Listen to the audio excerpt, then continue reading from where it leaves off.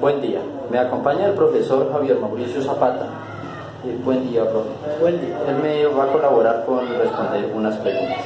Profe, ¿qué diferencias, similitudes y relaciones hay entre Estado, nación y gobierno? Bueno, Estado es la estructura organizacional que tienen los países de sus instituciones. Gobierno es el grupo de ciudadanos que administran, que gobiernan precisamente esa estructura. Y la nación se considera en dos fases, tanto la nación política como la nación cultural, que son las características sociales, culturales que comparten los habitantes de un determinado espacio. Profe, ¿qué diferencias, similitudes y relaciones hay entre participación política y democracia? Democracia fue el excelente invento de los griegos para permitir que cada uno de los ciudadanos pudieran expresar libremente sus ideas, sus opiniones.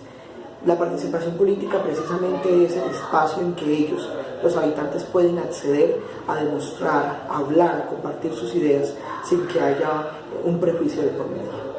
Profe, ¿cómo define la política? Los griegos decían que la política es el arte de administrar. Platón decía que la política era el arte del diálogo. La política precisamente es tanto el arte de gobernar planteado desde un diálogo. Profe, diferencias entre política y político. La política, que es el arte de gobernar, influye como ciudadanos, como sujetos políticos a participar de espacios, a comparecer en elementos que hacen parte fundamental de la construcción de cualquier sociedad. Bien. Profe, ¿qué elementos componen la cultura política? La cultura política la componen tres elementos fundamentales: civismo, igualdad y respeto. Básicamente. Bien, profe. Por último, ¿qué elementos involucra el ser ciudadano y cómo definirías los derechos y deberes del ciudadano? Esos elementos que nos involucran como ciudadanos es precisamente la forma en que todos nosotros somos seres sociales por naturaleza. Y para involucrarlos, la Revolución Francesa determinó que los derechos humanos son las simples condiciones que tenemos por ser humanos: la libertad, la igualdad y la fraternidad. Precisamente los deberes son los requisitos para poder acceder a esos derechos. Profe, muchísimas gracias. Muchas gracias a ustedes.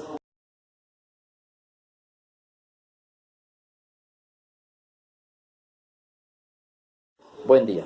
En esta oportunidad me acompaña la profesora Liceda Andrea Muñoz Liscano, quien tendrá la amabilidad de responder algunas preguntas. Buen día, profe. Buen día.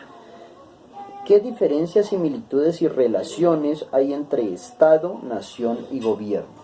Bueno, el Estado es la organización política que se divide entre población, territorio y gobierno. Ahora, el gobierno es la agrupación de individuos o de personas que se encargan de administrar el trabajo que realiza el Estado como tal. Y la nación, pues, es la agrupación de individuos que hacen parte ya como tal de ciudadanos como tal. ¿Qué diferencias, similitudes y relaciones hay entre participación política y democracia?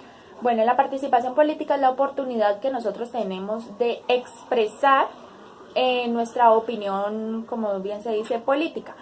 Y la democracia es un aspecto que nos permite a nosotros dar a conocer esa opinión. Aquí cabe resaltar dentro de la democracia los mecanismos de participación ciudadana, como bien lo son la consulta popular, el plebiscito, la revocatoria del mandato, el cabildo abierto, entre otros. Profe, ¿cómo define usted la política? La política es la actividad que se realiza con un objetivo en específico y esta debe tener como fin darle un aporte significativo a una nación o a una población como tal. Bien, en ese caso, ¿cuál es la diferencia entre la política y lo político? Bueno, la política hace referencia a las leyes, al Estado como tal. Y lo político ya tiene que ver es con la vida social, con la vida de las personas, con los ciudadanos.